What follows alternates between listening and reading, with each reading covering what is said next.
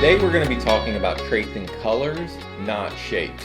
Tracing shapes can be something that people get locked into. For example, if you were tracing somebody's eye, most people would create an oval shape or maybe a football shape, but that's not the actual shape of an eye. Nobody's eye is actually football shaped if you get close enough and look at it. So we're going to look at how we can trace the actual colors instead of the shapes. So we're going to start with this little bumblebee over here on the left. So we'll need to zoom in on him so we can see him. This shape is very rough looking, but we need to kind of smooth this out, creating our own version of this. If you look carefully, there are three colors here. There is that brown color, there is the yellow color, and there is the orange color. We need to trace each color in turn. We usually want to start with the furthest back shape. So the shape that is behind everything else is going to be this brown shape. So I'm going to hit P on my keyboard to get my pen tool, and I'm just going to start tracing out that brown shape. Now, as I do this, I want to ignore this rockiness that this shape has. I'm going to trace this out using a very basic stroke with no fill so I can clearly see what I'm doing. Now, when you're tracing real images, a lot of times you're going to see a lot of pixels showing up. And at no point do you ever want to trace actual pixels, pixel for pixel. That's not a good look. You want to trace out shapes in a nice smooth fashion, creating your nice vector look, ignoring the rockiness. So I'm going to give you a couple of minutes to kind of go through and trace out this brown shape that's on the outside of this bee. Use as few anchor points as you possibly can to create nice, smoother shapes.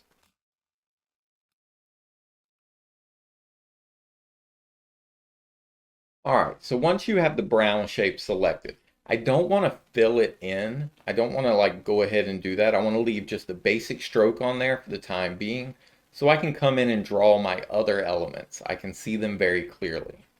The next thing I'm going to draw out is the yellow options. So the orange is on top of the yellow in some locations. I just want to create the actual yellow pieces. Now sometimes when looking at this, I may have to draw out the actual shape. So I'm going to draw out the actual shape that I see here, and in this case, I'm not going to draw the color. I'm going to draw the shape. That's because I know I'm going to come back in and put that orange on top of this yellow. So you can utilize this sometimes, but as a general rule, you want to trace the actual colors that you're seeing and not the shapes that you see. On things like this, it's fairly simple to do, but on some more complicated things like we'll see, you want to very much stick to the color you're tracing. So in this scenario, I will trace out the shapes that you're seeing. So go through and just trace out the lighter shapes that are on the inside of this bee.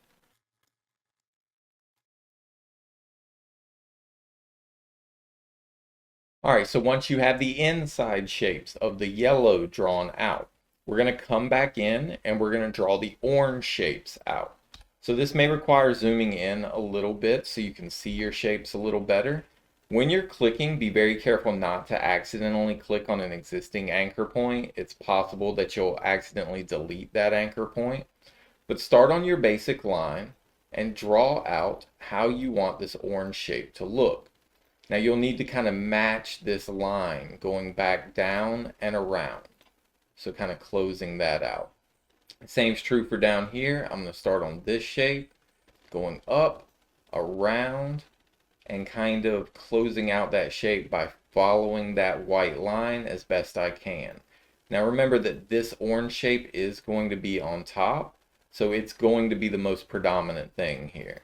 Same's true here. Ignore that rockiness. Create nice smooth lines as you create these pulls.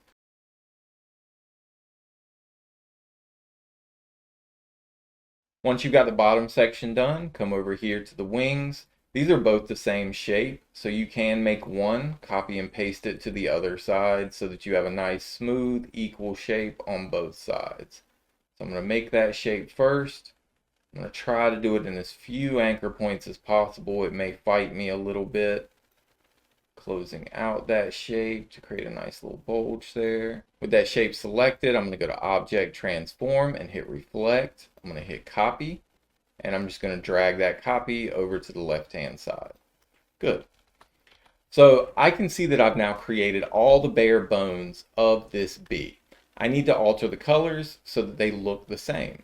So I'm going to click on each one of my orange shapes. I'm going to hold shift and click on each one of these to select all of these in turn.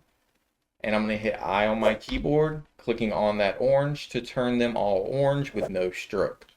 Good. Then I'm going to do the same thing with my yellow. I'm going to hold shift, click on each one of these shapes that I drew out to be the yellow, hit I on my keyboard, and I'm going to turn those yellow. And the last shape is the big brown shape around everything. I'll hit I, turn that brown. Now, if I go to my layers panel and I turn off my worksheet layer, you can see what you've created. It's a much smoother, cleaner version of that bee, tracing the basic shapes that you saw as well as the colors. Now, this works well for things that have very clear lines that you're supposed to draw. Things that are already animated, but things that are real images, you can't utilize this method because you don't know where the lines are. You can't see what to draw. So let's go over to this bird real quick, and we're going to zoom in on his face. Now, if you look closely, you can't see where these lines are supposed to be. There is no defined shape along the way. And you may look at the eye and say, well, that's clearly a circle. It's not exactly. And there's multiple shapes inside that circle. So it's multiple things going on. So this is how we trace in depth, in detail, how we want to create things. So I'm going to zoom in. You might notice it looks a little pixelated. If that's the case, you're okay. Just ignore the pixels. Blur your eyes a little bit and look at the actual colors that you're seeing. So I'm going to look right here at the eye, and I'm going to look for this black color. So this dark black color. Do you notice that right here and this little area, it's almost the exact same color? It's also very dark. So the eye isn't necessarily going to be a full circle. I'm going to trace just that black area that I see. I'm going to go around to here, grabbing all this too. If this gets in my way, this stroke, you can just turn this off for the time being. I'm going to go around. I see a little hiccup of black going down into here, coming back up, coming around. And you see what I'm doing. It's just creating this depth of this black area. Now I will close out that shape even though there are colors on the inside. If I were to turn that black, it gives me the overall look of that eye. If I were to zoom out, I'll notice that it looks pretty close to what it was originally. I'll click back on that shape and turn it back to a stroke line. And while I'm here, I'll make that stroke in my properties fairly small so I can still see really well through it. So right here in the eye, I see this highlight, and it goes from a light blue to a white color. This is where you have to use your discernment and how you're going to do this. How much detail do you want? Do you want 6 colors here? Because you can have it. What I'm going to do is I'm going to trace each color that I see. Blur your eyes a little bit and you'll see it a little bit more clearly. I'm going to go through and I'm going to call that my darker blue color. I'm going to hit I on my keyboard and turn it that color. Good. I'll hit V, click off of it, hit P again, and I'm going to continue this shape. So next I'm going to grab kind of my middle blues. And this is going to look different for every single person that makes this. So don't feel like you're right or wrong either way. When I get in the middle here, when I touch this darker blue shape, I'm just going to make a rough shape straight through it so that I don't necessarily see that. Shift X, I, grab the color you want. And I'm going to send that shape to back. So when I do that, I see that the shape that I made now covers this shape. So this area where I made these straight lines doesn't matter because it's hidden by this top shape. P, grab your pen tool again. Start drawing out your next shape, and that's this more white shape. And again, it doesn't have to be perfect. This is your illustration. You can do this however you want.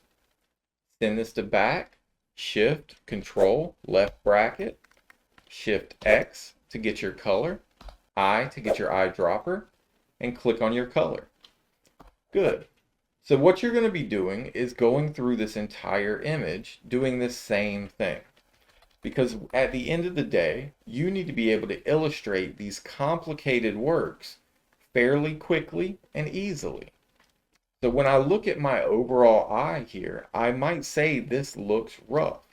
But when I zoom out on this and I look at my overall image, it should look a lot like the original. So the balance here is creating detail without creating too much detail, right? Because if I do too much detail, it'll take me a full day to trace out this bird. If I do some detail, then I'll probably finish it in an hour, hour and a half. Spending a lot of time on an illustration is perfectly fine if you're getting paid that time to do that. Clients want quality work, but they also don't want to spend a lot of money on it. So you have to find your own balance of how much time can you dedicate to this illustration and still get paid what you want to get paid. So I'm going to go through this and I'm going to start tracing it, and I'm going to go through the head area, getting good detail. I want to get quality detail as much as I can. One quick tip before I just let you go, I always like to start on the last shape so that I can hide one edge of it along the way, and then build off of that one individual shape. So it's up to you kind of how you create this. Feel free to experiment with it a little bit. Close your shapes out. Make sure you're doing that every time. Shift X will flip your colors. I will select your eyedropper tool. And then the shortcut to send to back is Shift Control left bracket. So you're going to need those to work quickly. P, I, Shift Control left bracket, and Shift X to work quickly here. So I'm going to go through this and I'm just going to create mine. You work on yours and let's see what you come up with at the end.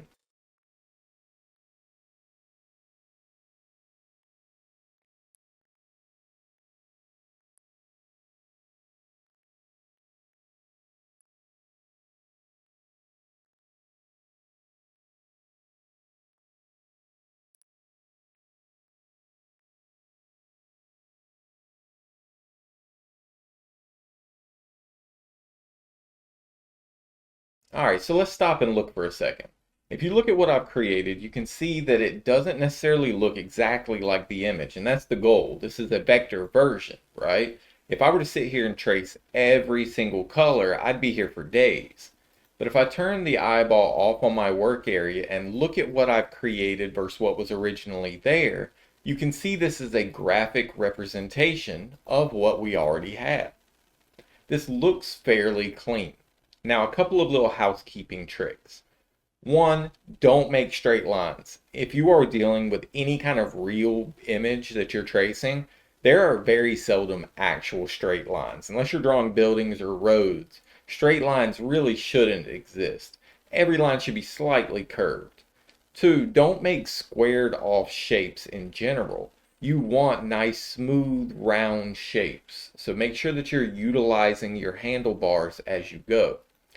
Last, you're going to end up with some white spaces like this right here, some gaps in what you're drawing. So when you see those, utilize your pen tool to create something that kind of fills that. Notice I'm not even trying to trace anything specific here.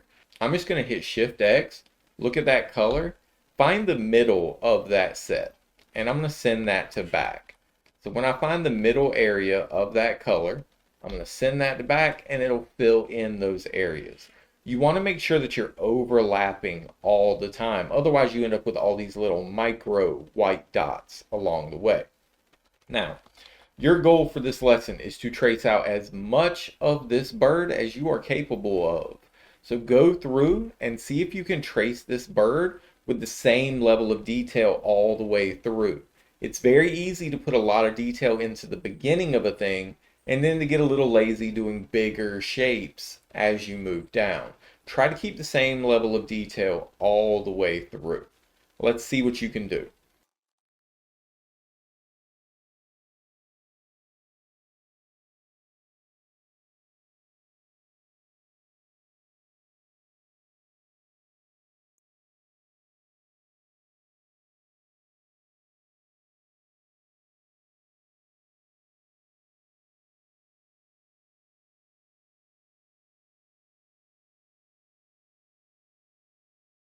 All right, so once you've got a good amount of this bird traced, you are good to roll with that. I want you to understand that really it comes down to tracing the colors that you see and not the shapes that you see. It's very easy to look at some of these areas as very specific shapes. You have to avoid that and follow the colors, blurring your eyes, kind of seeing the lines that are moving along in the way.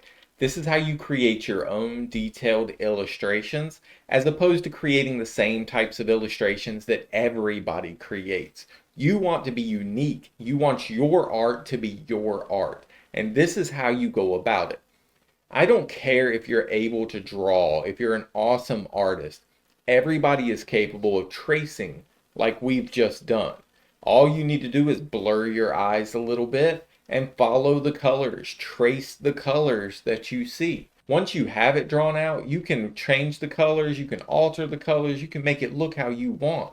But you have to create the initial illustration first. And I want you to notice as you're doing this, these things take time. There's nothing fast about doing stuff in Illustrator, creating these illustrations. Time equals money. Find ways to move quicker along the way. That way you create faster and get paid more to do it. So once you've traced out your bird, you're good to roll. So what did we cover today? We covered tracing shapes, we covered tracing colors, and the difference between the two in creating your illustrations. So that's your daily dose of design. I hope you found this informative. If you did, like the video, subscribe to the channel, and we'll catch you in the next one.